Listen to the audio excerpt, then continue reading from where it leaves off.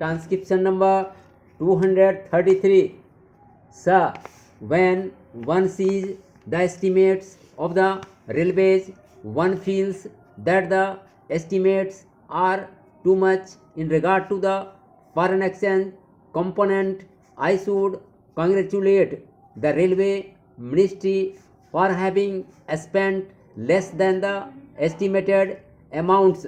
But, sir, efficiency does not mean more expenditure. You may spend less and still you may feel very happy about it. Efficiency does not mean only a measurement in terms of money.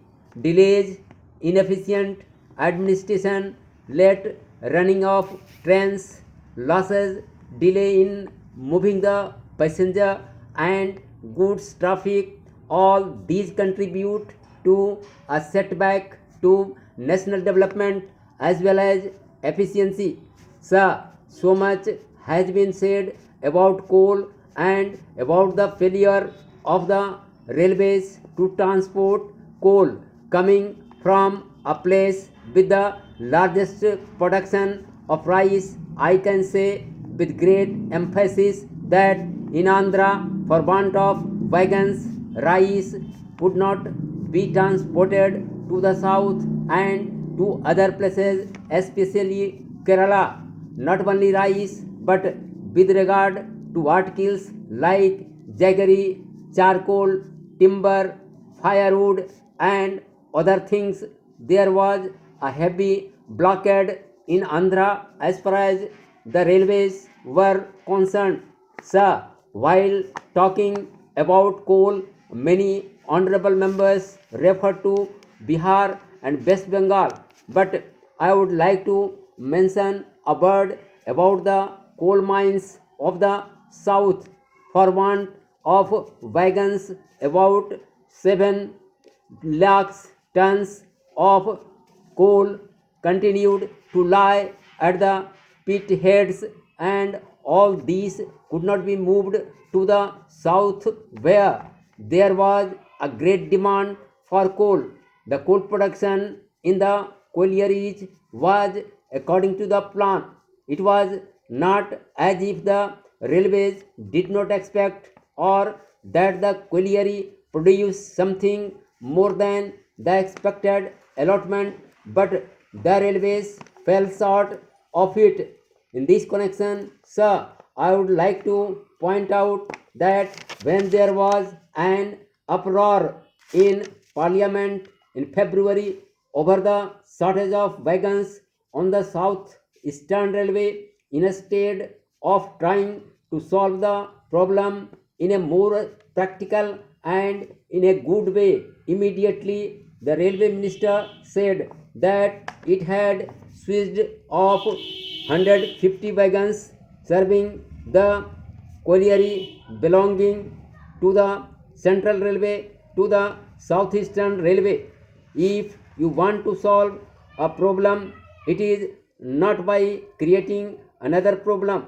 The Honorable Deputy Minister seems to be very doubtful, but I can tell him that 150 wagons were removed from the Central Railway.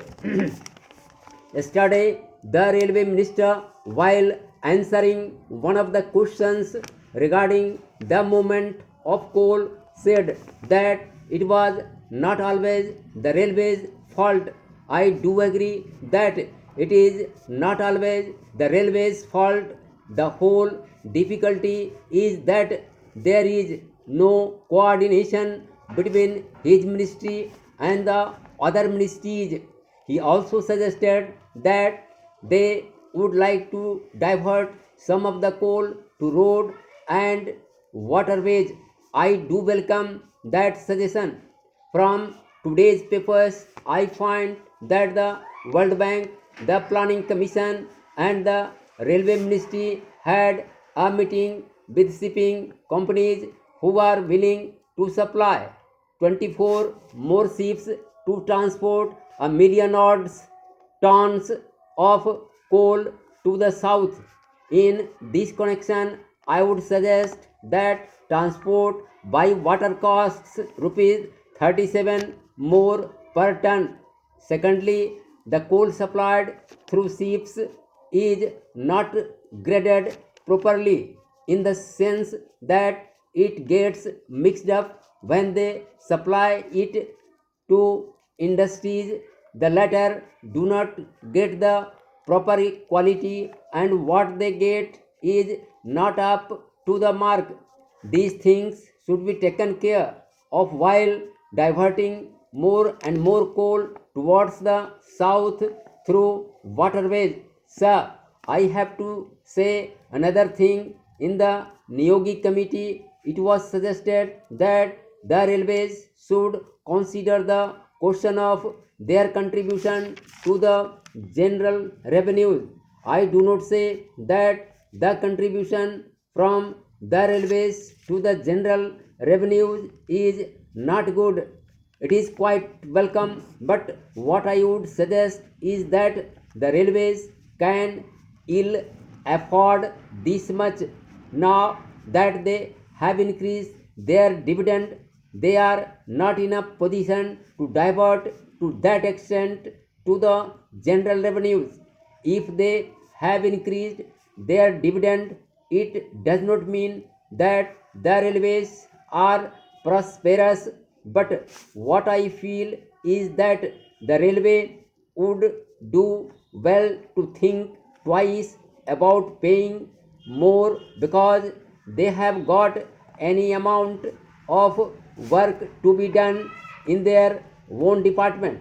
The dividend was increased on the understanding that there would be no change in the rates of freights, but the railways are not in a position to increase their freight rates because they have to face severe competition from other means of transport. Moreover, an increase in the contribution to the general revenues may affect national development. Therefore, I suggest that they should reconsider the decision about their contribution to the general revenue.